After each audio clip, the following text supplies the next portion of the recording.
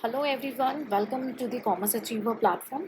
आज के इस सेशन में हम कवर करेंगे इकोनॉमिक्स एजुकेशन। इकोनॉमिक्स एजुकेशन हमारा एक ऐसा प्रोग्राम है जहाँ पे हम इकोनॉमिक्स की आपकी नॉलेज जो है बेसिक से लेकर के एक्सपर्टाइज तक की जर्नी को कवर करेंगे। इकोनॉमिक्स की छोटे छोटे टर्म्स को हम डिटेल में डिस्कस करेंगे। तो हमारे साथ जुड़े रहने के लिए इस चैनल को सब्सक्राइब कर लें और एक्टिवली पार्टिसिपेट करें, क्योंकि हमारा जो प्रोग्राम है वो टू वे कम्युनिकेशन, आपके जितने क्वेरीज डाउट्स हैं सारे वेलकम होंगे। आप उन्हें हमारे साथ कमेंट सेक्शन में शेयर कर सकते हैं। इस सेशन को हम दोनों मीडियम में एक्सप्लेन करने की कोशिश करेंगे, हिंदी और इंग्लिश। मेनली जो एक्सप्लेनेशन होगा वो हिंदी में होगा और कंटेंट जो होगा हमारा इंग्लिश में आपके साथ शेयर किया जाएगा, ताकि दोनों मीडियम के लोग जो हैं इसका बेनिफिट उठा सके। जैसे कि economics her level of the exam के लिए काफ़ी रिलेवेंट है, काफ़ी इम्पॉर्टेंट है। या आप इंटरव्यू के लिए जा रहे हैं या आप अपनी लाइफ सिचुएशन में बिजनेसमैन या जॉब, इकोनॉमिक्स का रोल हर जगह पे रिलेवेंट है। तो ये नॉलेज बहुत ज़्यादा इम्पॉर्टेंट है, तो इसे डेफिनेटली कोशिश करें कि आप इन्हें अपने फ्रेंड्स एंड फैमिलीज़ के साथ शेयर करें। तो आज के सेशन में हम जो टॉपिक कवर करने जा रहे हैं, नेम है एसएलआर। एसएलआर को फुल फॉर्म में कहते हैं स्टैट्यूटरी लिक्विडिटी रेशियो। तो इस सेशन के थ्रू हम बहुत ही छोटी छोटी बारीक बातों को कोशिश करेंगे, कवर करेंगे। और अगर आपको इसका पीडीएफ चाहिए होगा तो आप कॉमर्स अचीवर के टेलीग्राम प्लेटफॉर्म पे उसको डाउनलोड कर सकते हैं। तो चलिए देखते हैं एसएलआर के बारे में आज के सेशन में। एसएलआर का फुल फॉर्म मैंने आपको ऑलरेडी बताया, इसका फुल फॉर्म है स्टैट्यूटरी लिक्विडिटी रेशियो। ठीक है, स्टैट्यूटरी लिक्विडिटी रेशियो इसका फुल फॉर्म है। क्या है ये स्टैट्यूटरी लिक्विडिटी रेशियो?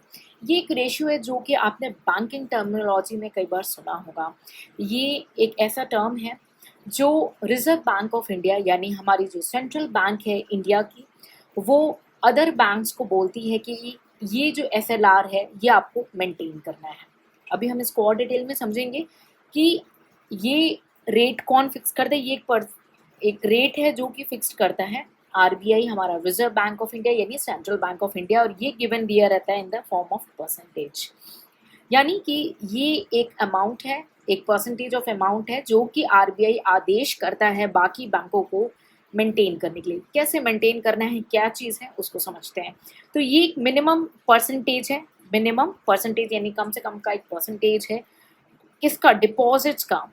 ठीक है, तो इस सेशन को करने से पहले हमने एक सेशन कवर किया है, नेम है उसका NDTL, that means net demand and time liabilities. अगर आपने वो सेशन नहीं किया है तो आपसे रिक्वेस्ट है कि आप उस सेशन को करने के बाद ही इस सेशन को रेफर करेंगे, ताकि आपकी कॉन्सेप्ट की अंडरस्टैंडिंग काफ़ी स्ट्रांग हो जाए।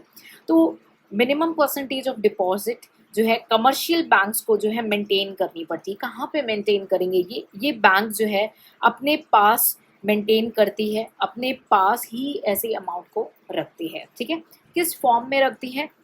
लिक्विड कैश के फॉर्म में, यानी कैश के फॉर्म में, गोल्ड के फॉर्म में और अदर सिक्योरिटीज़ के फॉर्म में। यानी कि हम मान लेते हैं ये एक जो है कमर्शियल बैंक है हमारी, या एक एक्स है, कोई बैंक है, और ये हमारी आरबीआई है।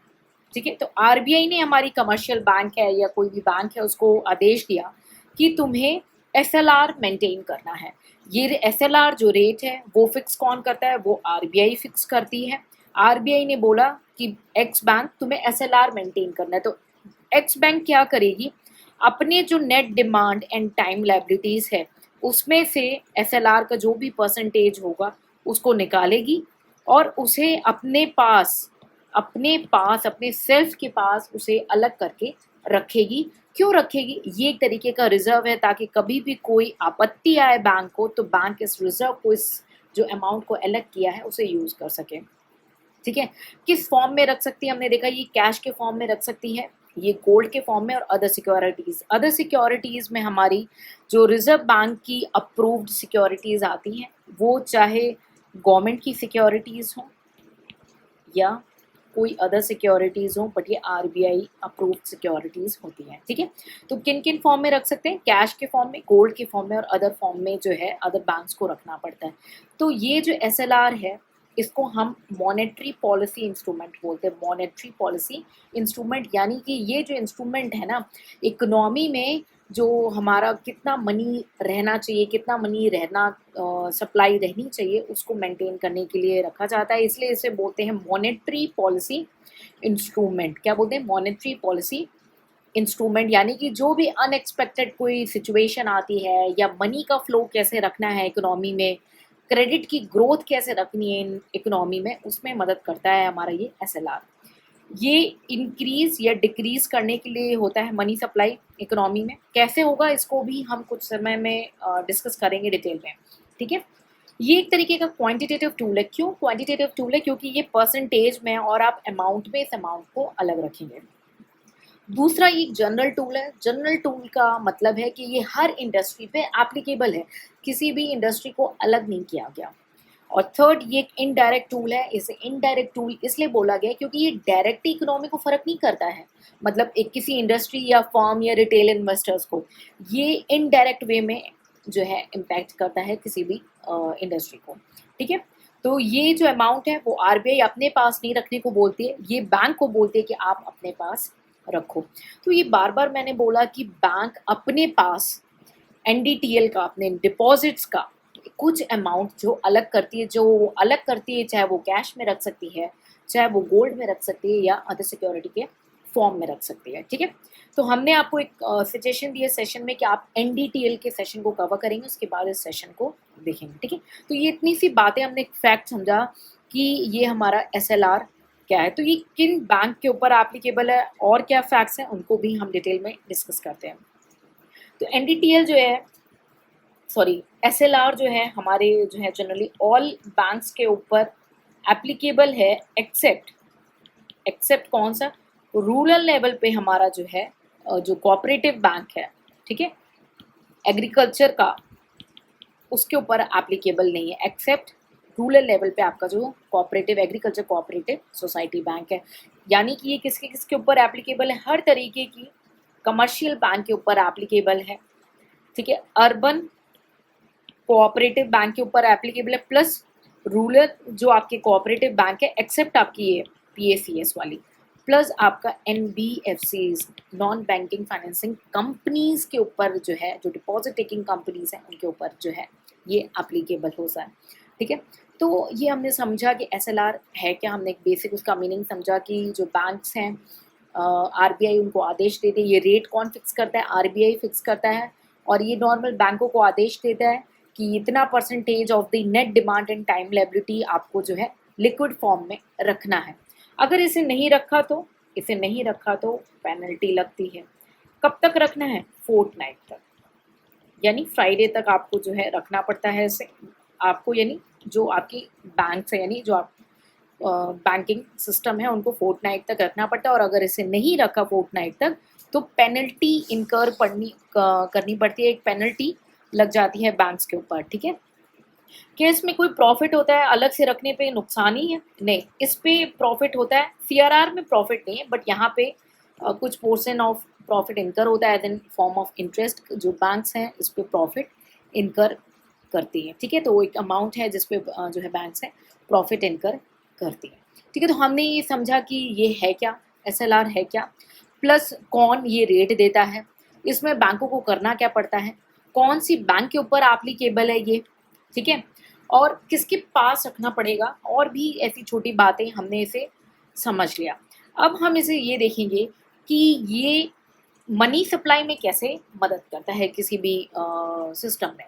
तो हम समझेंगे, अगर मानिए रिजर्व बैंक है, उनको कम्बैट करना है से inflation, reserve bank of India को कम्बैट करना है, इन्फ्लेशन की सिचुएशन आ चुकी है इकोनॉमी में और इनको कम्बैट यानी कंट्रोल करना है इन्फ्लेशन को, तो क्या करेगी reserve bank of India? SLR का रेट बढ़ा देगी। रिजर्व बैंक ने आदेश दिया कि आपका एसएलआर रेट बढ़ गया, एग्जाम्पल के तौर में वो 4% से बढ़ करके से 5% हो गया। अब आप मानिए अगर बैंक के पास 100 लाख करोड़ थे, तो पहले वो 100 लाख करोड़ का 4% निकालते थे, अब वो 100 लाख करोड़ का 5% निकालेंगे, यानी अब बैंकों के पास जो है कम पैसा रह गया। तो banks left with less money. समझ में आ रहा है आपको? ठीक है। अब बैंकों के पास जो है कम पैसा रह गया। अब बैंकों के पास कम पैसा रह गया, लेकिन बैंक के खर्चे तो उतने ही हैं, खर्चे तो कहीं कम नहीं हुए। तो बैंक क्या करेगा, अपने खर्चे को निकालने के लिए और उतना ही प्रॉफिट उनके पास बना रहे, वो इंटरेस्ट रेट्स को बढ़ा देंगे, वो इंटरेस्ट रेट्स को बढ़ा देंगे, इंक्रीज कर लेंगे। अब जैसे ही इंटरेस्ट रेट इंक्रीज हो जाता है तो क्या होगा, बोरोइंग जो है वो गिर जाएगी। चाहे वो पीपल की बोरोइंग हो, बिजनेस की बोरोइंग हो, इंडस्ट्रीज की बोरोइंग हो, सबकी बोरोइंग जो है गिरने लगती है। अगर पीपल की बोरोइंग की बात करें, हम पीपल के व्यू पॉइंट में बात करें, अगर पीपल की बोरोइंग गिरने लगती है तो क्या होगा, पैसे कम रहेंगे तो वो डिमांड कम करेंगे, तो उनकी डिमांड भी नीचे गिरने लगेगी। डिमांड नीचे करने लगेगी तो धीरे धीरे प्राइसेस भी गिरने लगेंगे। भाई कि डेड स्टॉक हो जाएगा तो बेटर है हमारा स्टॉक निकल जाए, तो प्राइसेस गिरने लगेंगे सब्जेक्ट टू एन एक्सेप्शन। और इस तरीके से जो है बैंक हमारा इन्फ्लेशन कंट्रोल कर लेगा, क्योंकि प्राइसेस गिर गए, अब इन्फ्लेशन हमारा कंट्रोल हो गया। क्या हो गया, इन्फ्लेशन हमारा कंट्रोल हो गया। अगर यही हम बिजनेस के व्यू पॉइंट में बात करें तो बिजनेस के व्यू पॉइंट में देखा कि हमने जैसे लोन एक्सपेंसिव हुआ तो बिजनेस बोरो कम करेगी, ठीक है, बिजनेस क्या करेगी, बोरो कम करेगी। तो अब बिजनेस का एक्सपेंशन जो है वो गिरने लगेगा। अब बिजनेस का एक्सपेंशन जैसे ही गिरने लगा और आप देखेंगे एक्सपोर्ट्स वगैरह भी गिरने लगेगा, ठीक है। अब बिजनेस का एक्सपेंशन घटा, एक्सपोर्ट भी घट रहा है, तो आप देखेंगे जॉब्स भी गिरने लगेंगी, अनएम्प्लॉयमेंट देखने को मिलेगा, हमें अनएम्प्लॉयमेंट देखने को मिलेगा, जॉब्स घटने लगेंगे। भाई पैसा ही नहीं है कैसे रखेंगे, उतना काम ही नहीं है तो हम जॉब पे कैसे रखेंगे। टैक्स कलेक्शन भी घटने लगेगा, भाई पैसे ही नहीं है, काम ही नहीं है तो टैक्स कैसे कलेक्ट। अब जब टैक्स नहीं कलेक्ट हुआ तो टैक्स क्या होता है, टैक्स गवर्नमेंट की रेवेन्यू होती है, गवर्नमेंट की रेवेन्यू होती है ना टैक्स, गवर्नमेंट को ये पैसे इनफ्लो करती है। लेकिन अब गवर्नमेंट के पास भी पैसे कमती हो गए तो अब क्या करेगा, गवर्नमेंट बोरो करने लगेगा। जैसे ही गवर्नमेंट ने डिसाइड किया कि उसे अब बोरो करना है, ठीक है, तो हमें क्या देखने को मिलता है कि फिजिकल डेफिसिट जो है इंक्रीज हो जाता है। और फिजिकल डेफिसिट इंक्रीज होने की वजह से हमें क्या देखने को मिलता है कि हमारा करेंट अकाउंट डेफिसिट जो है वो इंक्रीज हो जाता है। अगर आपको फिजिकल डेफिसिट क्या है, करंट अकाउंट डेफिसिट क्या है नहीं पता है तो अभी फिलहाल के लिए आप परेशान ना हो, हम उसको भी कई सेशंस में, आने वाले सेशंस में कवर करेंगे ताकि आप डॉट्स को कनेक्ट करके इसको एक कंप्लीट अंडरस्टैंडिंग बना सकें, ठीक है। तो हमने देखा कैसे इन्फ्लेशन जो है इंडिविजुअल इकोनॉमी और बिजनेस और इकोनॉमी या एम्प्लॉयमेंट या एक्सपोर्ट्स को या एक हमारी गवर्नमेंट की बोरोइंग को इम्पैक्ट करता है। तो इकोनॉमिक्स एक ऐसा सब्जेक्ट है जिनको आप रट नहीं सकते, इसे आपको डॉट को कनेक्ट करके अंडरस्टैंड करना होगा। और यही वजह है कि काफ़ी स्टूडेंट्स की रिक्वेस्ट के बाद हम हिंदी में इसको डिस्कस कर रहे हैं, आप लोग के साथ शेयर कर रहे हैं, ताकि आपकी अंडरस्टैंडिंग काफ़ी स्ट्रांग हो। और कंटेंट को आपको इंग्लिश के साथ शेयर कर रहे हैं ताकि आप इसे अपने आंसर राइटिंग या क्वेश्चन या एग्जाम्स के लिए यूज़ कर सकें। तो आई होप आपको ये कॉन्सेप्ट जो है क्लियर हो गया कि एसएलआर ये होता है। अगर कई बार हम देखते हैं कि वन सेकेंड, कई बार हमें ये देखने को मिलता है कि कुछ अलग अलग टर्म्स सुनने को मिलते हैं। तो इस सिचुएशन में अगर इन्फ्लेशन होता है तो इकोनॉमी में जो टर्म आता है वो आता है tight, tight money policy opt हुई है, ठीक है। टाइट मनी पॉलिसी का मतलब ये है कि इकोनॉमी अब strict control, RBI strict control कर रहा है ताकि पैसों का जो फ्लो है उसे कम किया जा सके। या इसको हम डियर मनी पॉलिसी भी बोलते हैं। डियर क्यों बोलते हैं, यानी बहुत ही कीमती, बहुत ही अहम है मनी पॉलिसी, यानी कि अब इस सिचुएशन में हमें पैसों को कम करना है। अगर यही हम डीफ्लेशन की बात करें, ठीक है, अगर हम रिवर्स सिचुएशन में जाएं और डीफ्लेशन की बात करें तो डीफ्लेशन में हम उसको अलग नाम देते हैं जिसका नाम है इजी मनी पॉलिसी या चीप मनी पॉलिसी, ठीक है। तो आप हमारे साथ कमेंट सेक्शन में शेयर करें कि डीफ्लेशन की सिचुएशन में ये जो फ्लो है ये कैसे आपका जो जाएगा, आप हमारे साथ शेयर करें। प्लस एक और चीज शेयर करें कि आप एसएलआर और सीआरआर के बीच में क्या डिफरेंस समझ पाए हैं, उसे भी हमारे साथ शेयर करें, क्योंकि जब हम टू वे पार्टिसिपेशन करते हैं, आप इस पे वर्क करते हैं, तो आपके कॉन्सेप्ट बहुत ही ज़्यादा स्ट्रॉन्ग हो जाते हैं और लॉन्ग टर्म रह जाते हैं। सो आई होप आपको जो एसएलआर है, स्टैट्यूटरी लिक्विडिटी रेशियो का जो कॉन्सेप्ट है, ये काफ़ी अच्छे से मैंने क्लियर किया हो। और सेशन कंप्लीट होने से पहले आप अपने आप से ये प्रश्न पूछें कि क्या आपको ये मीनिंग क्लियर हुई एसएलआर की कि होता क्या है, net demand and time liability का क्या रोल है, यूज़ कहाँ होता है एसएलआर, कैसे इन्फ्लेशन और डिफ्लेशन में इसका रिलेशन है। अदर फैक्ट में यानी हम देख सकते हैं कि अगर हमने इसको नहीं मेंटेन किया तो पेनल्टी है कि नहीं है, क्या ये हर तरीके की बैंक्स पे एप्लीकेबल है या नहीं है। ठीक है, तो ऐसे आप क्वेश्चंस बनाया करें अपने आप से, ताकि आपको एग्जाम हॉल में केवल जैसे आपने किया कि भाई मीनिंग 1 2 3 4 आपने ऐसे किया, फिर 5th, फिर 6th, फिर 7th, ऐसे करके आप रिकॉल कर लें और मिस्टेक के चांसेस बिल्कुल नेग्लिजिबल हो जाए। ठीक है, तो आपने ये कैसे तरीके की पॉलिसी है जिसको हमने फर्स्ट सेशन में याद किया, और भी सारे जो फैक्ट्स हैं आपको यहाँ पे जो है ऐसे पॉइंट वाइज रिकॉल कर लेने हैं और अपने आप से क्वेश्चन पूछना है, कौन ये रेट फिक्स करता है। ठीक है, तो ऐसे कई सारे क्वेश्चंस को आपको खुद से पूछना है। आप हमारे साथ ऐसे ही जुड़े रहेंगे तो आगे सेशन में हम कई सारे MCQs और क्वेश्चंस प्रैक्टिसिंग के लिए भी लेकर आएंगे, लेकिन आपका जो है पार्टिसिपेशन इक्वली हमारे लिए इम्पॉर्टेंट है, वही हमारे लिए जो है एक एनर्जी है। So please stay connected.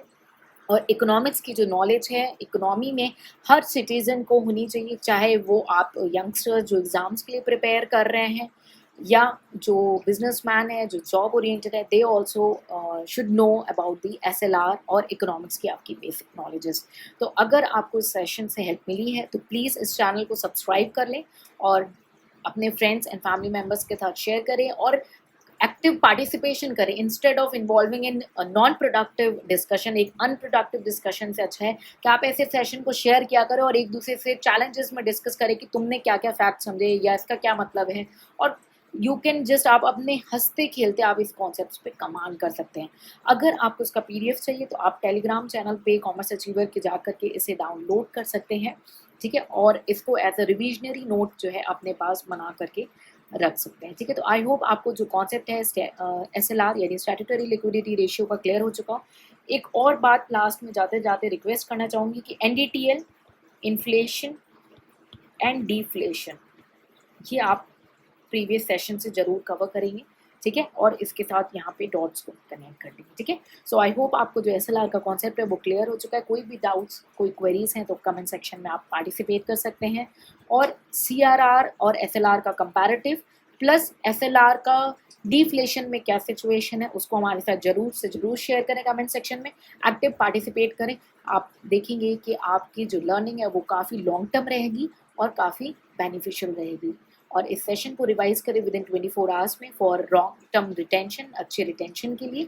सो हमारे साथ ऐसे जुड़े और प्लीज़ इसे शेयर करना ना भूलें। मिलेंगे नेक्स्ट सेशन में एक और ऐसे क्वालिटेटिव कॉन्सेप्ट के साथ on economics. Till then take care, bye bye.